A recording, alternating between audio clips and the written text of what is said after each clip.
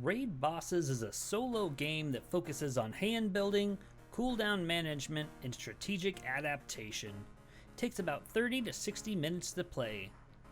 Boot up your computer.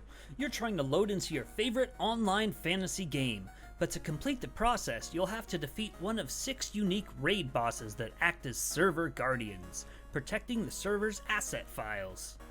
This is a hand-building, cooldown management raid boss battle game where you will be building a hand of asset files from the game while managing your computer's heat level, disk space, and load pixels.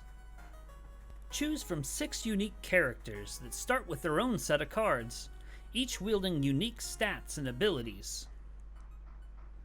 There are 6 unique raid bosses to battle, each with their own set of ability cards and rage abilities and unique stats.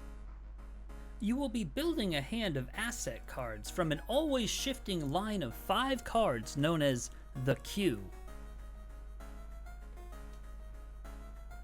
The game flow works from the bottom up if set up according to the rules.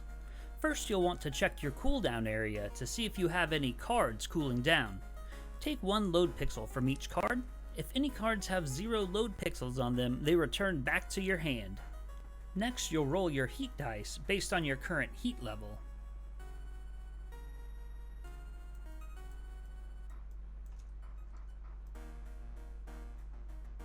Total up the number of bugs you rolled and consult your character card. Find the highest numbered bug effect that is less than or equal to the amount of bug symbols you rolled. Apply that effect, if any. During the action phase, you can spend your symbols you've rolled, play cards from your hand, use character abilities, and other various actions.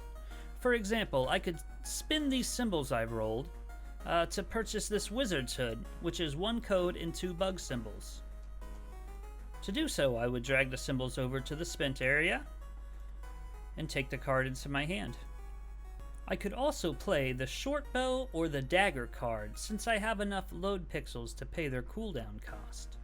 To do that, I would place the card in a cooldown slot, place the amount of load pixels needed on it, perform the actions listed on the card. In this case, the raid boss loses 1 armor and 1 heat level, and then I would take the 1 heat from the top right of the card on my character.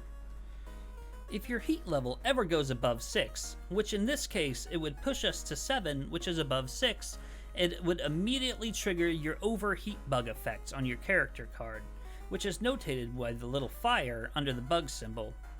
In this case, I would lose 2 heart symbols.